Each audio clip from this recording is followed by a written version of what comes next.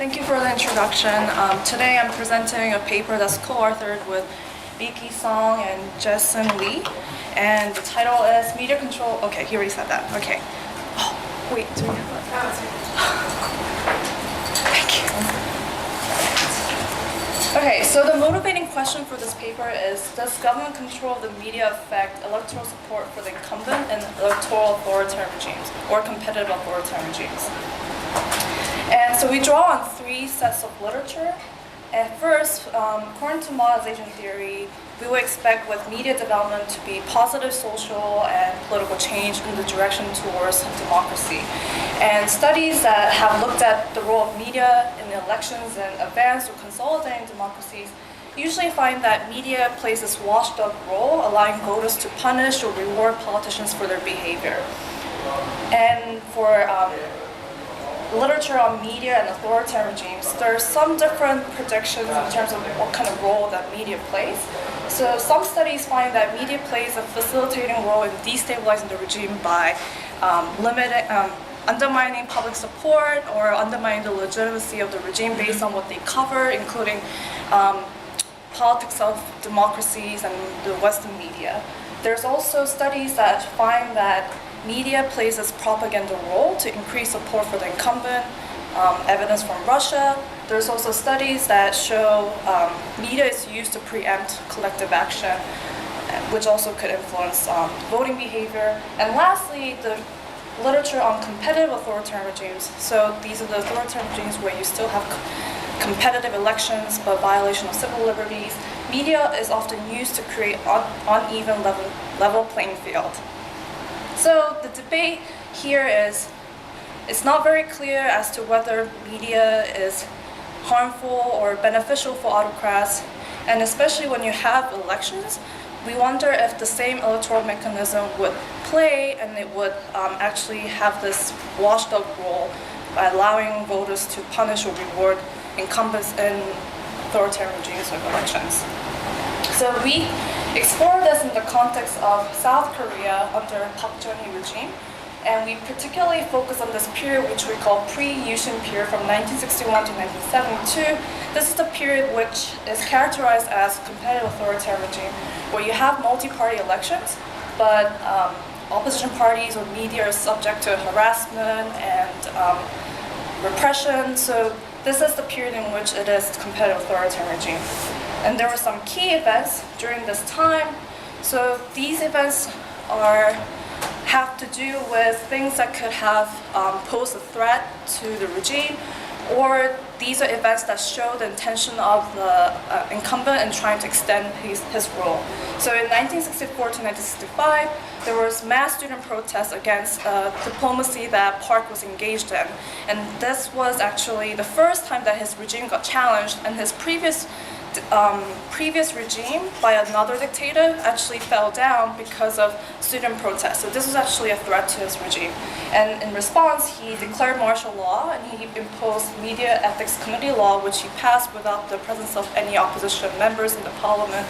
And this actually was in place so that they would limit the role of media from inciting or covering things about the protests. So it was an intentional way to limit the role of media and delinking it from protest.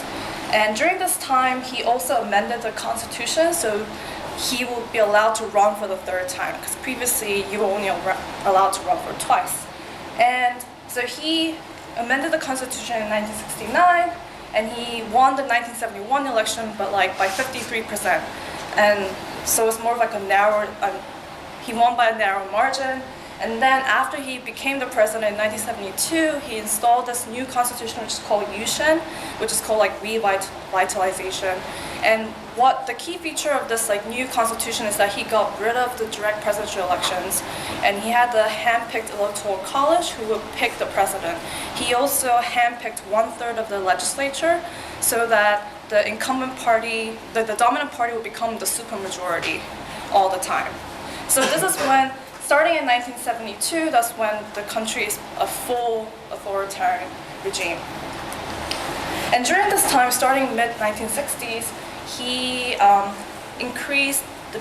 tightened the media control.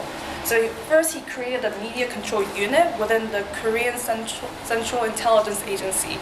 So the KCIA will be stationed at these newspaper agencies, and there are documents showing that they read through these newspapers and carefully. They characterized them by the topic that was covered, and also they they like took notes of like where in the newspaper was placed, like on the front page or in the opinion section. So they paid keen attention to the content of these newspapers. And starting in 1964, 1965, they started to selectively repress these agencies too, such as there was an enforced sale of one of the agencies, and it was bought by a government bidding company.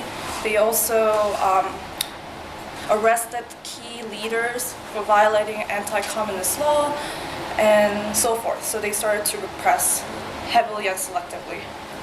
And also in terms of broadcast media, KBS was a state-owned broadcast media, so they were basically used as a propaganda tool and a mouthpiece to promote him for the elections, promoted his new constitution, and it also helped promoting the policies that he was pursuing for economic development and so forth.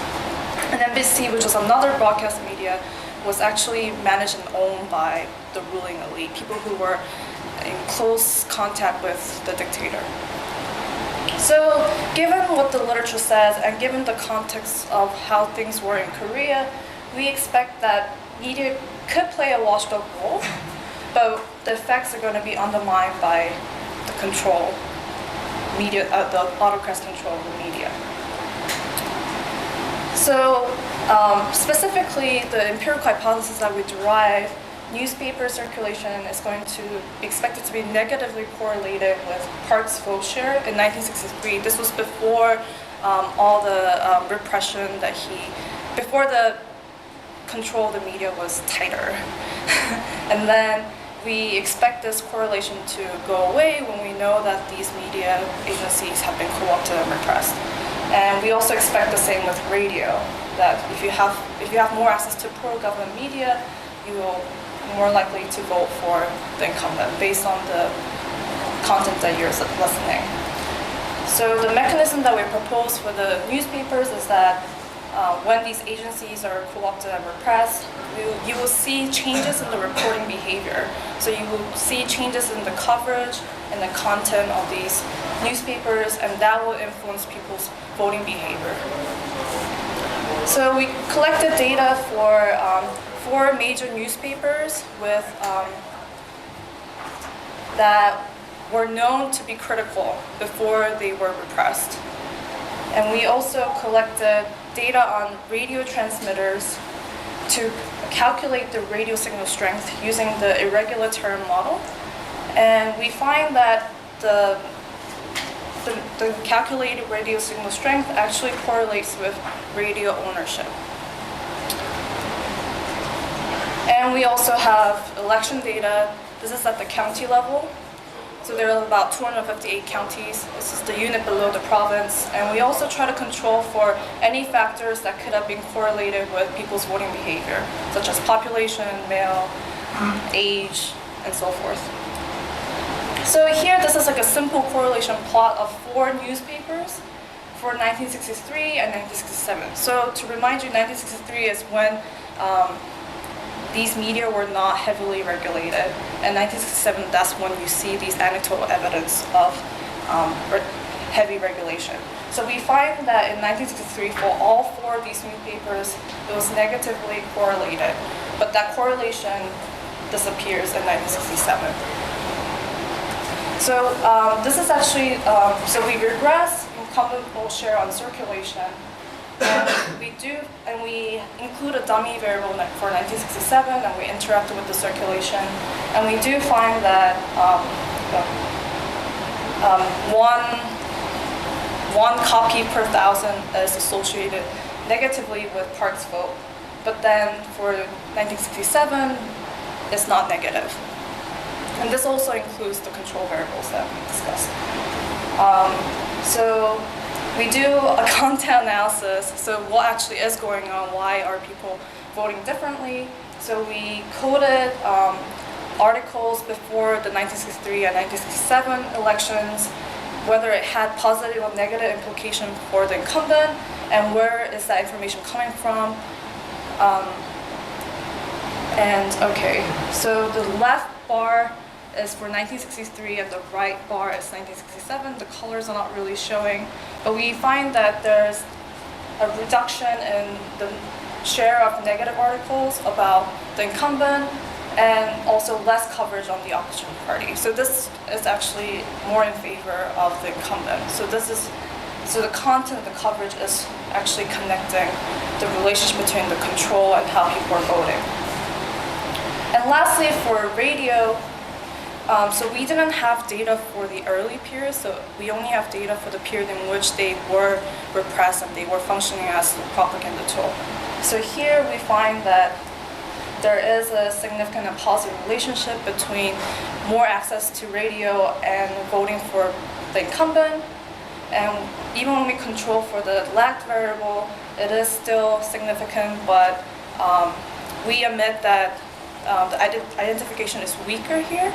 And this might be due to the fact that we were collecting data at the county level.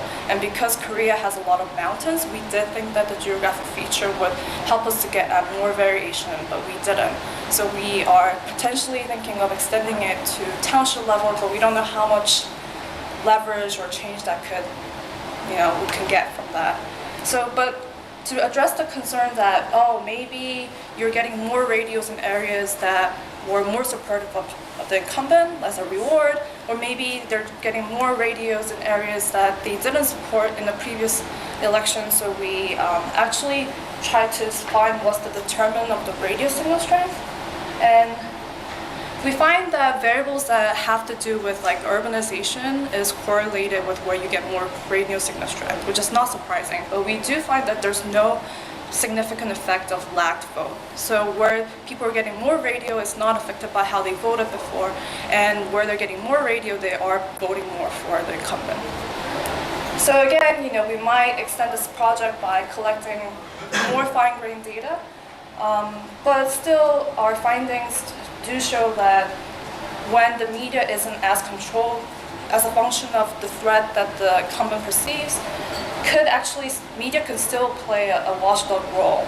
But of course, the role would disappear when the dictator decides to heavily control. Okay, thank you. Thank you.